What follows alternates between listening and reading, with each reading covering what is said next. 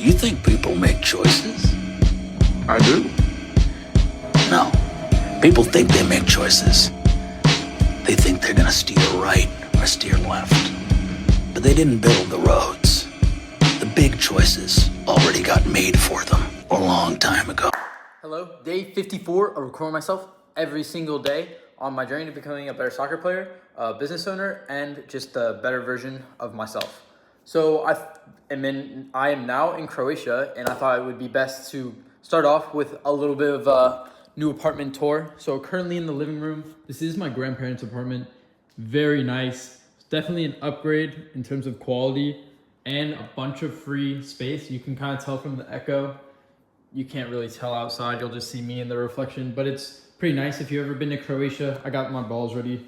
Pause. I got my different types of balls ready for when I'm doing my juggling. But I just want to show you all around, see what I'm working with for at least the next 20 days until I talked to my grandmother today. She said my grandfather will get there, or he'll leave around the 19th or 20th. This is their room. I'm not sleeping in here out of like respect and stuff, but they have their own ensuite bathroom, very nice. But honestly, I like my bathroom more. It's the non-ensuite one. It has a bidet. I'm kind of scared to use it. There's me. I've never used a bidet before, and I feel like it's a life like altering experience. Everyone I know has had like a good experience with it, but I'm kind of scared to try it. I don't even know if I will. But moving on to the final room, my room. I got a little desk, which is nice, but the Wi-Fi is shit in here, so I don't know how much work I'll be doing. Bed seems pretty nice. A little cabinet with some stuff in it. I've already unpacked. I absolutely have to unpack. Sometimes the light turns on, but the light's kind of an ass. It's just I have my clothes not all over the place, organized in a way that's good for me. I like to unpack as soon as I get to a place. Within the first like few hours, I absolutely hate having my clothes in a suitcase just because it's really like unorganized and not very like easy to get the clothes that I want, and then I'll forget about clothes because I don't see them.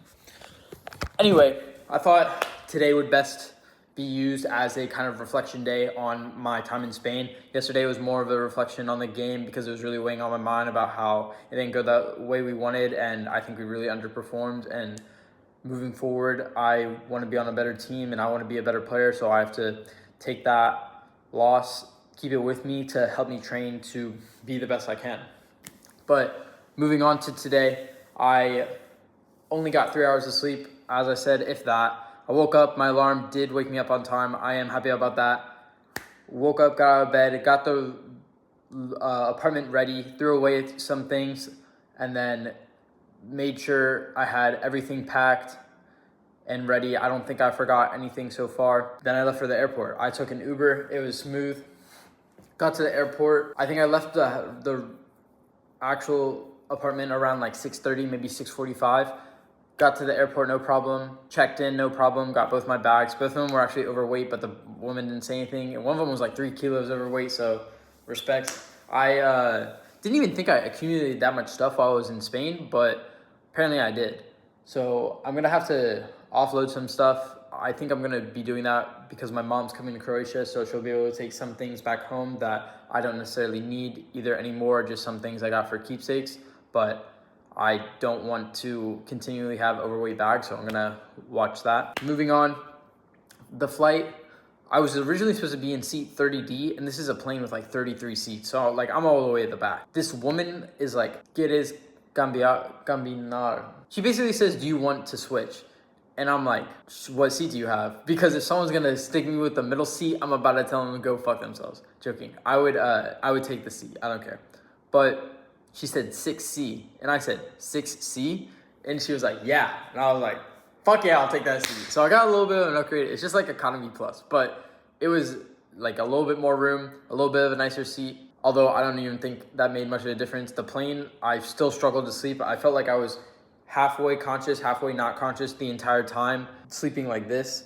So I'm actually absolutely dead right now. It's 9:54. I'm gonna go, after I finish recording this, I'm gonna go upload the video, which it's uploading right now. The Wi-Fi is a little bit shitty, so in the room especially, so then I have to be in the living room if I want to upload anything or really do any intensive like internet tasks, which would be like using ChatGPT or something. Kind of slept on the plane, no problems. Got my bags, no problems with that. Got to the place, no problems with that. The power turned on, which I'm thankful about, and my mom wasn't really sure that was gonna work. So it was, and she wasn't sure the key was gonna work. So glad that she didn't tell me that before I got here, because that would have made me worry about, oh my God, am I gonna have to sleep on the street or something? Because I have no one here right now. I'm alone. So don't know what I would have done if that happened, but thankfully it didn't. Following that, I stopped off at the apartment to like drop off my stuff. Went to go get some food at a place I've been to a few times, because this isn't my first time in an apartment. I've been here probably, I think they got the apartment maybe 2019 or 2020, and then I went to Croatia 2022, 2021, and probably one other time. So I've been in this apartment a few times. I know the area a little bit, although it took like a little bit of like reminding me like, oh, I remember this place, this place, this place. I like know the general area, at least in that direction. Otherwise, I have no idea where the fuck I'm going. Got food, came back, did a little bit of work, and then I feel like time just like kind of slipped by. Like it was already like 6 p.m. I was like, fuck. Like I finished up all that. I guess that's just kind of is how it is when you're settling in. Like time seems to slip by. I think I got everything ready though. I unpacked all my clothes. I think I said that earlier. Because I went through the little tour. I went to the store, get some groceries, and then I was gonna start on doing the Startup School Gen AI, which is the prerequisite to the class I'm doing on June 10th. I talked about it in a previous video, how I'm doing the Google Startup School. That starts on June 10th, and they had like a prerequisite course that they said they would build upon the ideas from that course, so I wanted to be up to date. So I'm doing the course before. However, I started at like 8:30, and I was planning to go to bed at 10. It's now, I'm not gonna actually fulfill that, but I knew that I started it, and then like 6 minutes in, it said, oh, actually you should do this other 45-minute video first. I realized, yep, not gonna finish this tonight by the time I want to. So I decided I'm gonna edit the video and then record the like outro for today. And that's what I've done so far. That's just a little recap of the day, but more importantly, I think it's a little bit, it's probably gonna be the title of the video. So I think it is more important to kind of get into the reflections that I have on Madrid, on my time there. I was there from January 3rd until June 2nd. So I spent a little bit of time there. I think I really grew as a person, went through some experiences that are very different for me. If anyone's ever like lived in a new country, it's gonna be really weird at first, and you're probably gonna learn a lot about yourself. First thing I want to talk about was when I first got to Madrid. Within 2 weeks, I already had this situationship, and that lasted about 2 weeks. I only realized that later because of how fucking long it felt, because it was absolutely fucking terrible. I'm not gonna get into it, but basically this girl was very wishy-washy and not very decisive on what she wanted. So there would be like, one day we would talk and it'd be really good, and then the next day she'd be like, oh, like I'm not sure. And it went on like this for 2 weeks, and I snapped at the end of it and like I didn't lash out. I said what was on my mind, which is mean. And I'm a very like honest person especially in a relationship. I think honesty and communication are really important of how you feel, and especially if you want the other person to grow, you kind of have to be honest with them about where they're fucking up and where they gotta be better. And I expect that from the other person as well.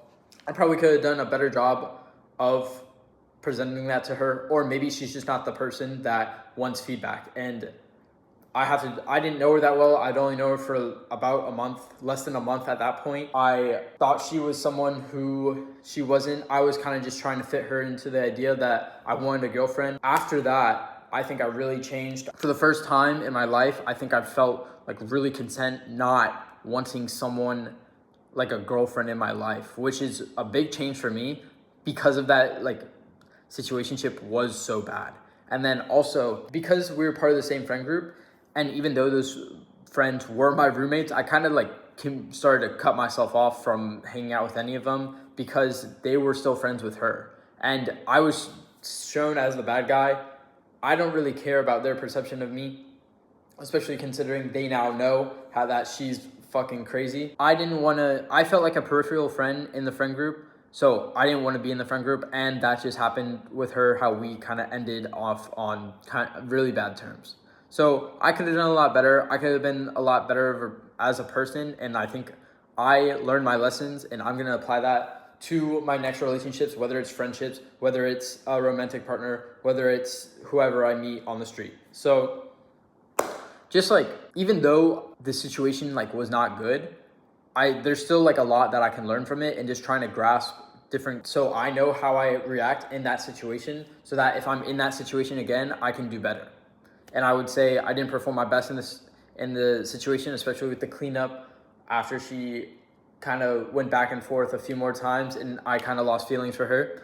So I just have to be a little bit more empathetic towards the other person, and they have opinions. They're not perfect either. They're gonna fuck up. Even if you like try everything, that person might not be the right person. And maybe it was destiny, because she did a similar thing later in the semester to my roommates and Caroline. So they kind of know, like, or at least it kind of confirmed to me that like, oh, she's just like a fucked up person. And that's probably going to be with whoever you come across. It's not going to be perfect. I have to deal with what you have. I will say that it probably wasn't good for me to cut myself off from those people, because although it's a difficult situation, because they were still friends with her for a while, I could have gone about it better. I was very like trying to act like I was better than them, like, oh yeah, I don't want to hang out with them anymore. But I need to drop the ego, need to just say like, yeah, I don't think it's best for me, and I don't need to hate or like talk shit. Not even talk shit, but just say it in a rude way. When I was talking to my roommate, saying how like, oh yeah, like I don't want to hang out with these people anymore. Just say like, yeah, I just don't think it's best. I know I didn't act very well on the trip. It was really hard for me because of blah, blah, blah. And going forward, I understand like y'all still want to be friends with her. And I know, especially considering the situation I just had, I'm not going to be like in my right mind. I'm not going to be able to really enjoy myself. So I think it's best if we just kind of like exist. So when shit goes wrong, I need to do better, be more calm to the people around me, especially if I feel like they've treated me wrong. I still have to treat them with respect and not kind of take it out on them. The next thing I have to really talk about is with soccer. So it took me 2 months, I think, to finally get practicing on a team. 2 out of 5 months is crazy. I expected to be on a team immediately. I expected to be able to go to a field to train. I expected to be able to go play pickup. None of that shit would happen. It was a long and slow process, and I think that's just Spain. I'm not sure. At least I know it's Madrid. I'm not sure if it's all of Spain. There's 0 fields around unless you want to pay like 20 euro an hour, and I can't consistently pay 20 euro an hour every single day. And then pickup you also had to pay for. So it was just like, it's not exactly what I thought it was going to be. I've been wishing to come to Spain. I don't know about Spain particularly, but I've been wishing to come to Europe for a while so that I can play, so that I can train, because I feel like it's just more of the lifestyle, and I feel like I would be a better player. And even though it's what I've been wishing for, it's not exactly how I wanted it to turn out, but I think I can say that even though it's not how I wanted it to turn out, I still did take some steps to try to combat the obstacles that I overcame. Getting the small ball, I think, was honestly one of the best decisions that I made while I was in Spain, and I'm going to continue to take it with me. Right now, I showed y'all on the tour, but I have the size 1 ball, 3 tennis balls, and the regular ball. I'm going to be using those every single day, trying to really work on my skills, trying to really get to be extremely comfortable on the ball, work my way out of any situation. Next, I really, especially the last month of Spain, really struggled with discipline. I'm not sure if it's a product of Spain or my roommates, but I don't want to blame them. At some point, I have to take responsibility for my own actions. Maybe it was a little bit of the setting. Spain is not known to be a very work hard place. Maybe it was a little bit of my roommates. They were on a more chill semester. Both of them got their intern. One of them already had his internship, and then the other one got his internship very early into the semester. So they were kind of chilling. Their classes at IE, not very hard, not very engaging. So they were just traveling a lot and having a good time. And I don't disrespect them for that. They get to choose what they want to do, and it's probably the best choice for them because they're not going to be in Europe. like I am. They're not going to have the ability to go to these places for a long time. So like they got what they wanted out of it, and I'm happy for them, and I think they had a really good time. I do want to continue on this topic about how I really struggled with discipline, getting into YouTube, getting into Instagram. I think as I try to become more aware and worry about trying to be more disciplined, I actually create the opposite effect of falling deeper into distraction. I don't know why that is, but that's just something that I've noticed over the years. Maybe it's that I just wasn't noticing me being on YouTube as much, being on Instagram as much. But now that I'm like realizing about it, I realize how much time I'm spending on it and how much I'm actually losing from doing these actions. So I'm in a new place now. I have no excuses. I don't have anyone coming for at least 2 weeks when my cousin gets here. And then in my apartment specifically, I won't have anyone for like 20 days. So I don't have anyone to blame. I am going to the gym tomorrow. I don't want to blame external things for me not doing the work I should be doing. At the end of the day, everything falls on me in terms of how much work I do. So I have to be disciplined. I have to create a routine or get into a schedule that works for me. If I change it every day, it would help if I built out the calendar app, but I'm going to try to give everything, be obsessed as I talked about yesterday. And then the final thing that I want to talk about was actually reconnecting with the people that I kind of cut myself off from, especially after they went through that experience with Hannah, where she kind of did the same thing to them that she did to me. I think they really understood. They didn't understand. They had a greater understanding of why I kind of acted in the way I did, and that Hannah was a flawed person. That like mutual understanding kind of allowed us to start to get closer again. And I actually had a really good time with them. And it started because I started to go out more. Although it did take away from me being disciplined, I am glad that I made those friendships because, I don't know, I just care about them. I don't know, it's simple as that. It was an enjoyable time to hang out with them. In the cracks, I still have to do better in terms of doing the work that I need to. I thoroughly enjoyed, I think, most of the times that we hung out. The only times I didn't really enjoy it was, again, in my own head, I just struggle with overthinking. So I'll overthink my relationship with someone versus someone else's, and it will get me down. But that's not what I need to do. I just need to be a little bit stronger and kind of focus on myself. Going forward, so beyond Spain, I'm thankful for the experience. I mean, I'll be back, but it was definitely a transition period, and I don't want that to be my life. I want it to be a lot more obsessive with my work and a lot less time kind of lounging around. So that's what I'm going to work towards. So going forward, I really want to be kind of obsessed with soccer and business.